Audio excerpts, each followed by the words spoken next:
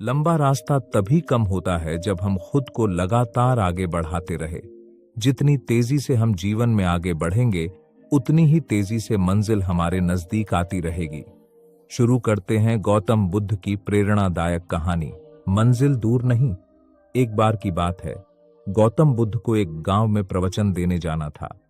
वह अपने शिष्य आनंद को साथ लेकर सुबह सुबह ही निकल पड़े। दोनों चलते रहे, पर बहुत देर हो जाने के बाद भी गांव दिखाई नहीं दिया। आनंद को थकान महसूस होने लगी और उसने बुद्ध से कहा, गुरुदेव, हमें चलते हुए काफी समय हो गया है, लेकिन अभी तक गांव नहीं आया। क्यों ना हम किसी से पूछ लें कि गांव कितनी दूर है। बुद्ध ने मुस्कुराते हुए कहा, ठीक है, तुम पूछ सकते हो। रास्ते में उन्हें एक किसान दिखाई दिया जो खेत में काम कर रहा था। आनंद ने उससे पूछा, भाई साहब, हमें उत्तर दिशा में जो गांव पड़ता है वहां जाना है। कृपया बताएं, वहां तक पहुंचने में कितना समय लगेगा? किसान ने कहा, बस 2 किलोमीटर दूर है, आप जल्द ही पहुंच जाएंगे। किसान की बात सुनकर आनंद को राहत मिली। उसे लगा कि अब गांव पास ही है।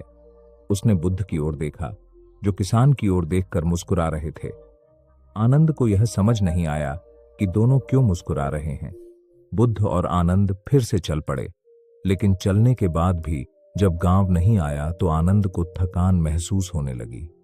थोड़ी दूर चलने पर आनंद को एक बूढ़ी अम्मा दिखाई दी, जो लकड़ियों का गट्ठा लेकर जा रही थी।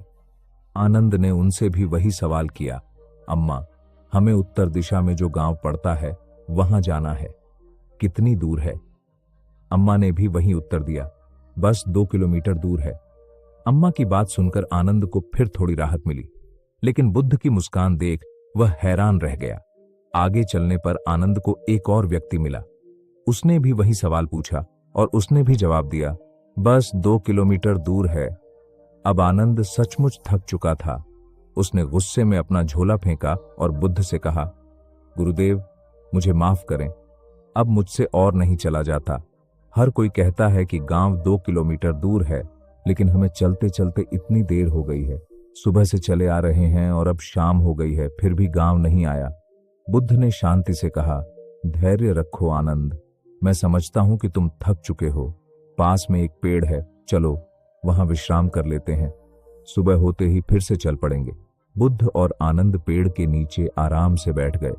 आनंद ने सोचा और फिर बुद्ध से पूछा, गुरुदेव, एक बात मेरी समझ में नहीं आ रही है। मैंने जिन तीनों लोगों से रास्ता पूछा, सबने 2 किलोमीटर की ही बात क्यों कही? अगर सच में गांव 2 किलोमीटर दूर होता तो हम अब तक वहां पहुंच जाते। बुद्ध ने उत्तर दिया, आनंद, मैं इस गांव में पहले भी जा चुका हूं। असल में यह गांव 20 किलोमीटर दूर है और हम लगभग 6 किलोमीटर चल चुके हैं। आनंद ने हैरानी से पूछा, तो आपने पहले क्यों नहीं बताया कि गांव इतना दूर है? बुद्ध मुस्कुराते हुए बोले, अगर मैंने पहले ही बता दिया होता कि गांव 20 किलोमीटर दूर है तो तुम थकावट की सोचकर पहले ही रुक जाते। और यह भी सच है कि जिनसे तुमने रास्ता पूछा वे तुम्हें प्रोत्साहित करना चाहते थे।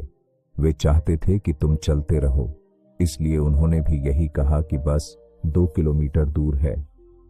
आनंद ने फिर सवाल किया, आप उन तीनों को देखकर क्यों मुस्कुराए और वे आपको देखकर क्यों मुस्कुराए? बुद्ध ने उत्तर दिया, हम सबका उद्देश्य एक ही था, तुम्हें निरंतर आगे बढ़ाना। मुझे पता था कि गांव अभी बहुत दूर है, लेकिन अगर तुम यह जानते तो थकान और निराशा में रुक जाते। उन तीनों लोगों ने भी यही सोचा कि तुम्हें प्रोत्साहित करना चाहिए ताकि तुम बिना रुके चलते रहो। इस तरह हम सब ने मिलकर तुमसे 6 किलोमीटर का रास्ता तय करवा लिया।